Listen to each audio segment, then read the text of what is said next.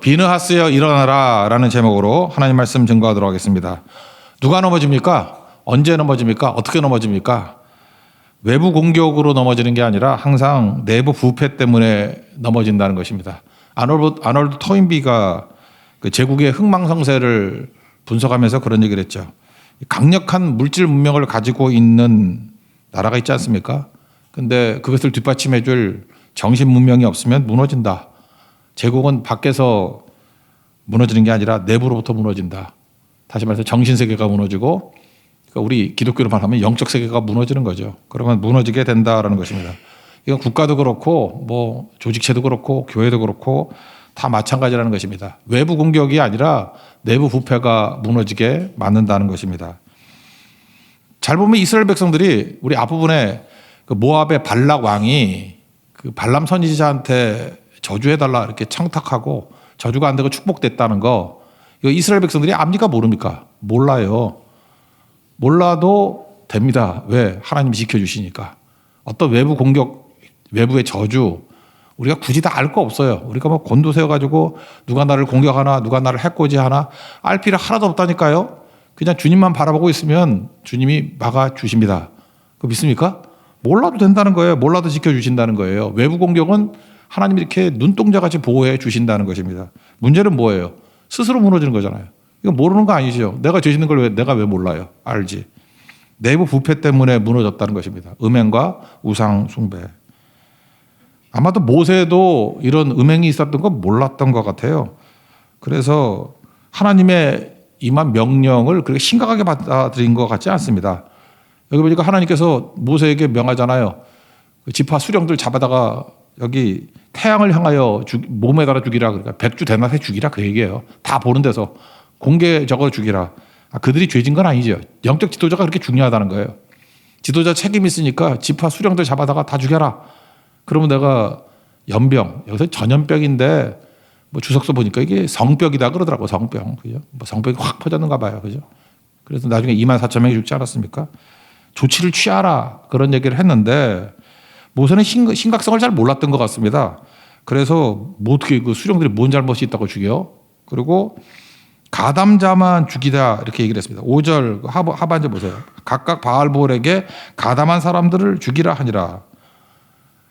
이게 끝나지 않았어요. 이래가지고 연병이. 결국은 언제 끝나게 된 겁니까? 그 비느하스가 일어나게 되었을 때. 근데 이런 심각한 일이 벌어지고 막 사람 죽어나가는데 더 끔찍한 일이 뭐냐 하면은 심각성을 모르는 거죠. 그 시므이 지파의 뭐 이름도 쉬워. 시므이 지파의 시므리야. 시므이 지파의 지도자였던 가서 시므리. 그리고 여기 모압하고 동의어로 쓰이는 게 미디안이라 그랬죠. 미디안 백성은 모압이라고. 그러니까 미디안 족장 그 모세의 장인이 미디안 족장이었죠. 제사장이었잖아요. 그러니까 그 모압 족속이라는 걸 알 수 있죠. 그러니까 모세 그 처가 쪽이 모압 쪽이었다고. 그러니까 이스라엘이 형제 국가잖아요.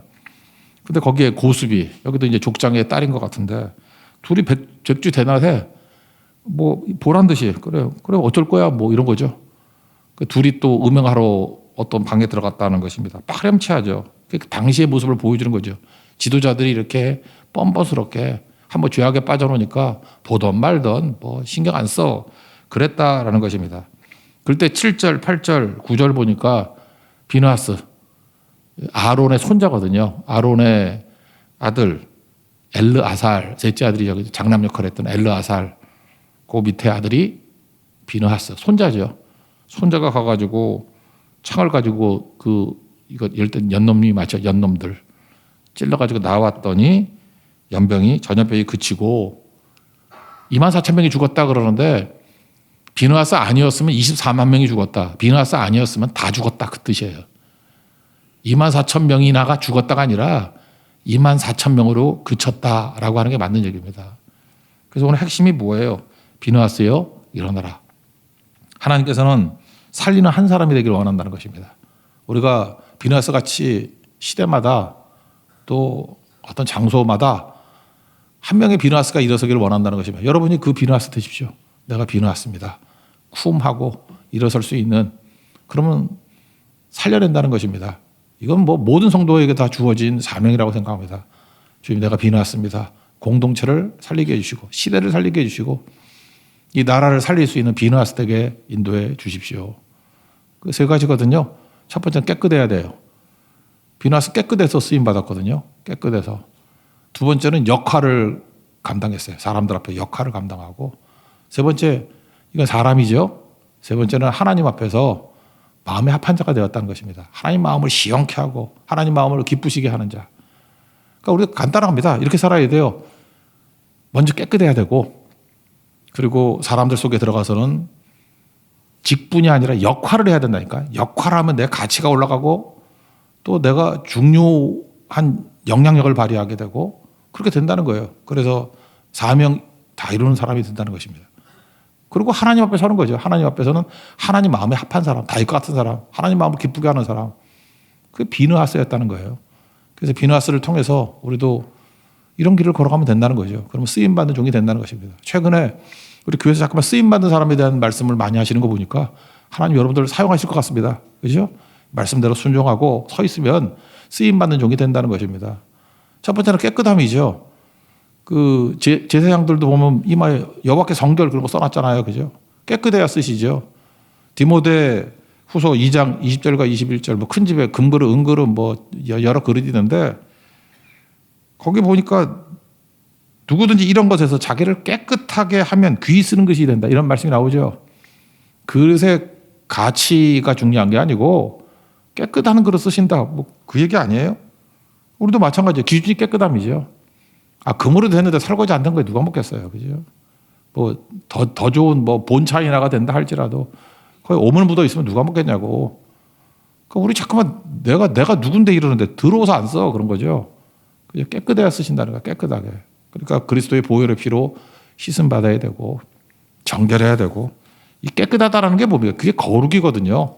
거룩이란 뜻이 뭐라 그랬어요? 구별되다. 다른 사람과 구별된 모습이 있어야 된다는 것입니다. 여기 잘 보세요. 비느하스가 음행하는 일에 동참했다 그러면 죽일 수 있어요? 못하죠. 자기는 안 했잖아요. 그러니까 거룩함이 뭐예요? 구별됐다. 너는 하지만 나 안 했어. 그런 거죠. 그러니까 거룩함이라는 거를 예수님의 산상수훈으로 말한다 그러면 좁은 길 가는 거예요. 좁은 길. 넓은 길은 다 가잖아요, 사람들이. 그러니까 좁은 길이 거룩한 길이고 거룩한 길이 깨끗한 길이라니까요. 뭐 연관이 되겠죠. 그러니까 우리는 그래요. 이 시대에 많은 사람들이 특별히 젊은이들만 그런 거 아니고 젊은이들 너무 욕하는 것 같네. 특히 젊은이들이 유행 따라 뭐 문화 따라 요즘 시대 따라 이렇게 대화를 나눠보면은 요즘에 그렇게 사는 사람이 어디 있어요. 그 다수결로 많은 사람이 간다고 용납되는 게 아니라 다 죽는다니까요. 하나님 앞에서는 상대평가가 아니라 절대평가라고. 그러니까 유행 따라 다 그러니까 나도 문화가 그런 거 어떻게 해요. 문화는 공기 같은 건데 그래도 죽어요. 안 그렇습니까? 공기 나쁜 데 있다 그러면 뭐 다 공기 나쁜 데 사니까 뭐 다 폐병 걸려 죽는 거지. 그죠? 그러니까 이거는 누구나 다 그렇다고 해서 내가 예외적인 것이 되는 게 아니라는 것입니다. 그래서 로마서 12장 1절 2절 그 우리의 행동, 그죠? 믿음과 삶에서 행동에서 출발하는 게 뭐예요? 형제들아 하나님의 모든 자비하심으로 권한다. 꼭 들어라 그런 얘기죠. 너희 몸을 하나님이 기뻐하시는 거룩한 살아있는 제물로 드려라. 거룩함이에요. 그러니까 깨끗함으로 살아있는 내 제물로 하나님 앞에 드리래. 그게 영적 예배니라. 그러니까 우리가 영적 예배가 뭡니까? 이 세상에서 할 일이 그냥 거룩해지는 거야. 깨끗해지는 거라고. 비느하스 같이 그들과 동참하지 않는 거라고. 시대와 문화 따라가지 않는 거라고요. 그래서 2절에 이 세대를 본받지 말고 마음부터 새롭게 해서 변화를 받아서 하나님의 뜻이 무엇인지 분별하라 그러잖아요. 선하시고 기뻐하시고 온전하신 뜻. 하나님의 뜻이 뭔지를 분별해라. 그러니까 이게 우리가 살 메시지 아니에요? 이게 비느하스가 살았던 길이라고. 이 시대에 쓰임받는 비느하스 되기 위해서는 로마서 12장 1, 2절. 이게 신약의 표현이죠. 이렇게 살면은 쓰임받게 된다는 것입니다. 그래서 깨끗하면 살아납니다.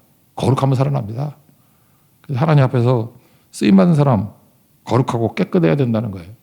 소돔 고모라 왜 망했습니까? 뭐 죄로 망했다 그런 것도 있지만 깨끗한 의인 10사람 없어 망한 거잖아요. 하나님께서 깨끗한 그 사람들의 기도를 들으시고 이렇게 세워주시는 거죠. 모세 있는 이스라엘과 모세 없는 이스라엘이 똑같습니까? 다르죠. 다윗이 다스리는 이스라엘과 사울이 다스리는 이스라엘이 똑같아요? 다르죠. 그게 비누하스라니까, 비누하스. 하나님 앞에서 서 있는 종. 그래서 이렇게 산불이 나면은 소화제라 그러죠. 이렇게 불을 끌 수 있는. 여러분, 이게 심판의 불을 끌 수 있는 그 소화제 같은 의인 되십시오. 그게 깨끗함이거든요. 하나님 앞에 거룩한 종으로 서는 거. 전염병 막 돌 때 치료제가 돼야죠. 치료제, 뭐 백신이라 그래야 되나, 백신이 되든지. 그래서 우리 막아낼 수 있는 그런 깨끗한 종 되기를 바랍니다. 우리 십자가 외에는 없죠, 깨끗함이. 날마다 보혈의 능력을 의지해서 정결할, 정결케 하는 능력이 보혈에 있다고. 그 보혈 믿고 나가는 깨끗한 종 될 때 하나님께서 여러분 사용하 주실 것입니다. 쓰임받는 비누하스 같은 그 한 사람이 되기를 축원합니다. 두 번째, 사람 속에 들어가서는 어떤 일이 벌어져요? 역할을 해야 된다는 것입니다. 여기 보니까 집안은 되게 좋아요. 비누하스 그러니까 뭐 할아버지가 아론이고 아버지가 엘르아살이고 손자니까. 그래서 쓰임받은 게 아니라 역할을 했기 때문에 쓰임받은 거 아니에요. 여기서 아론 집안이 아론 때문에 쓰임받았다, 엘르아살 때문에 쓰임받았다가 아니라 이후에 예수님 시대까지 쓰임받았어요. 1400년을 쓰임받았어. 그러니까 이 아론의 계보가, 이 비누하스의 계보가 AD 70년 디도에서 예루살렘 멸망할 때까지 제사장 제도가 있었거든. 그때까지 쓰임받았다고요. 누구 때문에? 비누하스 때문에. 비누하스의 이 행동을 하나님이 축복하셔서 네 후손에게 대제사장의 역할을 맡겨주겠다 약속하셨잖아요. 이게 어마어마한 약속이죠. 왜 그래요? 역할을 감당했기 때문에. 우리도 마찬가지입니다. 직분 되게 좋아해요. 직분. 뭐 금년에도 우리 일꾼들 세우고 뭐 장로도 세우고 안수 집사님 세우고 권사도 세우고 할 건데, 직분이 뭐 그렇게 절대적인 건가? 직분이 있는데 역할을 안 하면은 문제 있는 거 아니에요? 역할이라는 게 뭡니까? 내가 역할을 해야 된다는 건 이런 거죠. 예를 들어서 이런 거예요. 어떤 사람은 자기중심적인 사람이 있어. 그냥 몸이 피곤해, 새벽 기도도 가지 말아야지. 몸이 아파, 차라리 기도도 가지 말아야지. 이렇게 생각하는 사람은 나를 중심으로 생각하는 거잖아요. 그러니까 자기 컨디션이 뭘 결정하는 거라고. 근데 비누하스 같이 역할이라는 것이 아는 사람은 약간 주제넘나요? 여러분 그렇게 생각하나? 내가 안 가면 누가 실망할 건데 뭐 이런 거 생각 안 해요? 특별히 간사나 이런 사람들은 생각할 거 아니야. 장로님들 같으면 내가 안 가면은, 이게 장로도 안 가면 이거 교인들이 상심하는 거 아니야? 이런 마음을 품어야 역할을 하는 거죠. 안 그런가? 권사님들도 마찬가지 아니야. 이 권사가 이거 기도도 안 하고 이 목사님 맨날 이렇게 엎어져 잔다 그러는데 진짜 자네? 이러면 안 되지. 그렇게 내가 어떤 영향력을 미치는지를 아는 거 아니에요. 그래서 그게 역할을 하는 사람들은 그 의식이 있어요. 자기가 영향력이 있다는 걸 안다거든. 내가 어떤 영향을, 좋은 영향을 미치나 나쁜 영향을 미치나. 그래서 말을 해도 어떤 걸 뭐 웃는 것도 내가 웃어가지고 나쁜 영향을 미치나, 웃어서 전체가 화목해지나, 그것도 생각하잖아요. 역할을 생각 안 하니까 이게 바보들이죠. 사울왕이 역할 몰랐죠. 직분은 왕이에요. 역할 못 하잖아요. 시기심 때문에 다윗 죽이려고 평생 쫓아다녔지. 무슨 왕 역할을 뭘 한 게 있어요. 나라를 다스렸어. 뭐 대적용은 맡기를 했어요. 그러니까 뭐예요? 아무것도 아닌 거죠. 삼손 욕하는 이유가 뭐예요? 그 하나님 능력은 잔뜩 좋은데 역할을 안 하잖아. 역할을 죽을 때 한 번 하고. 사사기 같은 때 읽어보면요, 그 짜잔한 그 사사들 있죠. 그 말투가 다 이런 거예요. 사사 누구는 뭐 입산이나 뭐 입돈 이런 사람들, 뭐 누구는 몇 년간 사사로 있었다 이런 표현이 나와요. 저는 그걸 뭐라고 해석을 했냐면 사사 노릇했다. 그냥 그는 7년 동안 사사 노릇했다. 누구는 9년 동안 사사 노릇했다. 역할 한 게 없다니까요. 사사는 사사인데 역할을 안 하고 그냥 사사로 지냈대요. 그러니까 사사 노릇하다가 끝났대요. 우리 이제 직분자들도 세워놓고 하면 지도자를 세워놨어요. 그럼 하긴 하지. 뭐 진장이다, 무슨 뭐 간사다, 리더다, 뭐 하긴 할 거 아니에요. 자가 하기는. 역할은 안 해. 다 죽여놓고. 역할을 해야 될 거 아니에요. 역할을. 기도를 하든지 만나서 뭐 말씀을 뭐 짧은 5분 메시지도 말씀을 증거하든지 격려하든지 역할을 해야 될 거 아니에요. 역할에서 그 사람한테 가면 다 죽어가는 사람도 살아난다. 그게 비누하스라고. 비누하스는 포지션도 있지만 제사장 가문이지만 아론의 손자지만 아론의 손자였기 때문에 뭐 잘됐다 그런 게 아니잖아요. 그래 좋다 이거예요. 아주 금수저 집안에서 태어났어요. 역할을 하잖아요. 역할을. 그래서 하나님이 축복해 주신 거 아니에요? 우리도 마찬가지입니다. 뭘 하든 간에 역할 하십시오. 역할 안 하면 그 찌질한 사사들 같이 돼버리고요. 사울왕 같이 돼버리고. 그러니까 뭘 맡겨도 역할하면 가치가 올라갑니다. 맨날 나는 뭐 맨날 차별 대우받아 뭐 안 알아줘. 징징대지 말고요. 무슨 일을 하든 역할을 하면은 그 사람만 들어가면 역할을 해요. 그 중심이 돼요. 그 사람이 중심이 되고 뜨게 된다고 하나님 높여주시고 가치 있게 만드시고 그 일을 해야 될 거 아닙니까? 근데 우린 주로 뭘 하느냐면 제가 교회에서 저도 교회 신앙생활 오래 했잖아요. 어려서부터 뭐 교회 다녔어요. 자기 역할에는 관심이 없어. 자기 직분에 관심이 없고 남의 직분에 관심이 많아. 그래서 저 사람은 뭔데 저게 장로야 뭐 저게 집사야 이러면서 남 역할에 대해서 관심이 많아. 입 다물고요. 자기 역할을 하는지를 써보라고 한번 5가지 감사 쓰라 그랬는데 이제는 내 역할이 뭔지를 한번 써보세요. 내가 교회에서 역할이 뭐고 가정에서 역할이 뭐고 내가 어떤 역할을 해야 될까? 하나님이 어떤 역할을 하라고 역할이 뭐예요? 심부름아니에요. 심부름. 사명이 뭔지 내가 그 사명을 감당하는 거 역할이라고 그러잖아요. 역할. 그거를 감당하게 될 때 능력 있게 된다는 것입니다. 우리 교인들 가운데 평신도 가운데도 이렇게 많이 존경받는 사람들이 있습니다. 제가 이름은 얘기 안 할게요. 근데 존경받는 사람들이 특징이 뭐냐? 직분이 높고 낮고 그런 거 아니더라고. 기가 막혀요. 그냥 역할을 잘 감당을 해. 그러니까 많은 사람들이 그냥 성경 말씀 보고 눈에 보이는 역할을 하는 사람이 있으니까 나도 저 사람 같이 되길 원해. 기도 제목이 그렇게 온다니까요. 나는 누구누구 같이 되길 원합니다. 기도해 주세요. 그건 우리 직분하고 관계없어요. 직분이 높고 낮고. 높은데도 난 저 사람 같이 되고 싶지 않아요. 그렇게 말을 안 할 뿐이에요. 입에 담지도 않아. 그런데 역할을 하는 사람들은 나도 참 아름답습니다. 나도 저렇게 아름다운 인생을 살고 싶어요. 역할이라고 역할. 그래서 여러분 직분의 세월이지만 직분의 계절이지만 직분에 걸맞는 역할을 감당할 수 있는 믿음의 종 되기를 바랍니다. 비느하스는 역할했습니다. 그때 하나님이 기뻐해 주셨다. 3번째 내용은 하나님 마음을 시원케 한 거죠. 그죠? 사람 앞에서는 역할했고 그 다음에 하나님의 마음을 시원케 했다. 잠언 25장 13절 보니까 충성된 사자는 보낸 이에게 그러니까 주인에게 추수날에 얼음 냉수 같아. 옛날에 뭐 냉장고도 없었겠죠. 얼음 냉수 같아서 주인의 마음을 시원하게 하느니라. 그러니까 하나님 마음을 시원하게 하는 사람이 있다고. 하나님 마음을 기쁘시게 하는 사람이 있다고요. 여기서 하나님이 뭐라고 표현했냐면 나는 질투하는 하나님이다 그래요. 좀 안 어울리죠. 하나님이 질투한다. 신인 동령 표현이라 그렇게 표현하는데 하나님 질투한다는 건 뭐죠? 사랑한다는 얘기 아니에요? 사랑하니까 질투하는 거지. 그죠? 근데 하나님이 질투한다는 게 좀 애매하죠. 하나님이 계속 질투하는 건 좀 안 어울리지 않아요? 그때 누가 와가지고 대신 질투해 주는 사람이 있어. 그러면 하나님 얼마나 고맙겠어. 야, 내가 얘 체면상 질투하기도 뭐한데 네가 대신 질투해 주니 얼마나 좋냐. 그리고 하나님이 질투하면 다 죽잖아, 싸그리. 여기 나오잖아요. 네가 나 대신에 질투해 줘가지고 그들을 소멸하지 않게 하겠다. 그 11절에 나오잖아요. 이스라엘 자손 중에서 내 노를 돌이켜서 내 질투심으로 그들을 소멸하지 않게 하였도다. 그러니까 비느하스가 질투하는 게 낫지. 화가 나가지고. 그러니까 24,000명 정도 죽었고 이 두 년놈들만 죽었지.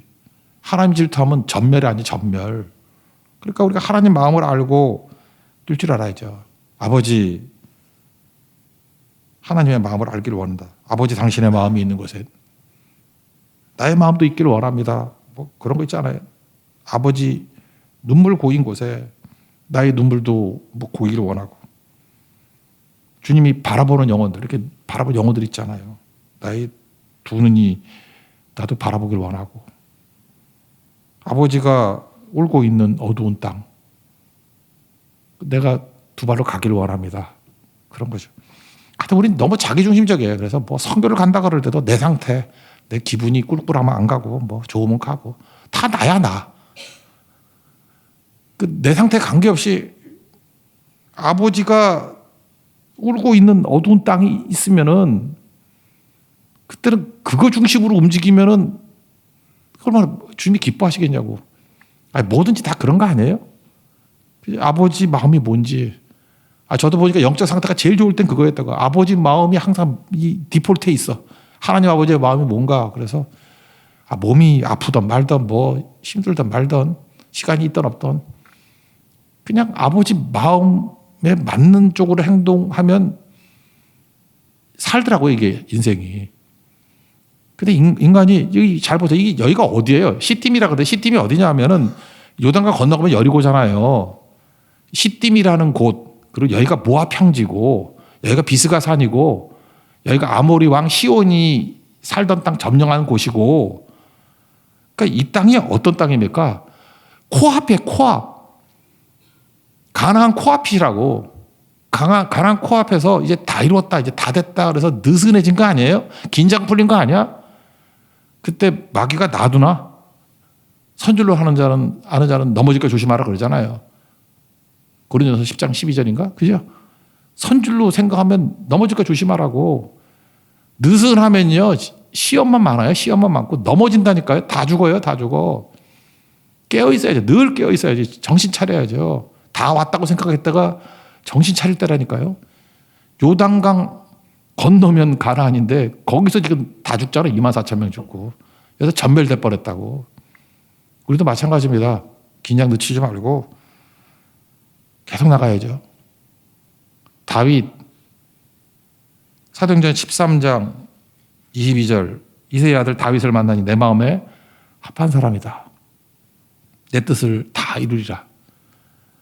다윗의 뭐 약점도 많이 있지만 다윗을 하나님이 왜 사랑했냐면 딱 하나예요. 다윗은 자기중심적으로 생각한 적이 별로 없어. 그냥 항상 하나님 마음이 어떤가. 하나님 마음을 헤아리면서 살아갔다는 것입니다. 그러니까 이거는 한두 번의 문제가 아니라 우리 삶이 이래야 된다고요. 다윗 같은 자세로 살아야 된다고요. 내 마음에 맞는 사람이라고. 우리도 이게 누구 만나보면 그러잖아요. 자기 상태 말하지 않고 그냥 이렇게 자기 섬기는 분, 그 사람 마음을 읽고 그 마음을 헤아리면은 그 최고의 스텝 아닙니까? 최고의 스텝. 우리가 하나님 앞에서 좋은 청지가 되려고 그러면 뭐 일을 잘하고 뭐 열심히 있고 그게 문제가 아니고 하나님 마음을 읽지 않으면 절대로 하나님의 귀중한 종이 될 수 없다라는 것입니다. 이렇게 충성 다하니까 하나님이 어떤 일이 벌어져요. 비느하스가 하나님 마음을 읽고 하나님의 마음에 합해지니까 이제 하나님도 비느하스의 상태를 읽고 축복해 주죠. 이게 신학적으로도 되게 중요한 건데 비느하스 있잖아요. 원래 이 집안이 레위 집안이 이게 망할 집안 아니에요. 여기서 시므리도 시므온 지파잖아요. 원래 둘째 아들 셋째 아들 아니었어요. 저주 받았잖아요. 야곱의 창세기 49장 보면은 흩어지리라 나누어지리라. 근데 그 신학적으로 레위 집안의 저주를 뒤집어 버리는 결정적인 게 비느하스라고 나와요. 하나님께서 이 약속을 언제 뒤집어 버렸냐?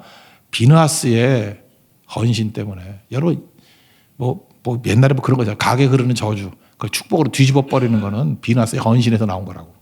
우리 인생도 마찬가지예요. 집안 다 바꿔버립니다. 한 사람만 있으면 교회 운명도 바뀌고요. 나라의 운명도 바뀌고 다 바꿔버리는 거예요. 그래서 축복하는 얘기가 나오는 게 12, 13절이죠. 그에게 내 평화의 언약을 주리니. 여러분 이 언약에 다윗의 언약이 있지만 또 하나가 비느하스의 언약이 있다고. 그 레위 지파에 대한 언약이 비느하스 때문에 나온 거라고요. 이게 주님 마음을 시원케 한 사람. 그와 그의 후손에게 영원한 제사장 직분의 언약이라. 그가 그의 하나님을 위하여 질투하며 이스라엘 자손을 속죄하였습니다. 그래서 이 비느하스에서 예수님의 모형을 보는 그런 분석도 되게 많아요. 그죠? 예수님이 이렇게 죽여가지고 비느하스는 대속을 했지만 다 죽이면 남을 게 없잖아요. 그래서 대속의 개념이 예수님이 자기 몸을 죽여서 그죠? 더 가치 있는 것들을 죽여서 나머지 백성을 살리는 속죄 개념이 여기서 나온다고. 오늘 뭐 이거까지 다 하면 너무 방대하기 때문에 제가 생략을 하겠는데 우리 인생이 비느하스 같이 하나님 마음에 합한 자로 서게 되면은 우리 삶 속에서 그리스도의 속죄의 능력이 막 나타나요. 나를 통해서 예수 그리스도의 십자가 부활의 능력이 막 나타나기 시작한다고요. 그래서 약한 자들을 통해 가지고 많은 영혼들이 살아나게 되고 영생하게 되고 하여튼 방향이 바뀝니다. 가족이 구원받고 교회가 구원받고 나라가 구원받고 민족이 구원받는 일들이 벌어지게 된다는 것입니다. 여러분 그 비느하스 되는 축복과 은혜가 넘쳐나기를 기원합니다. 자리에서 일어나겠습니다. 빈 그릇 찬양하겠습니다.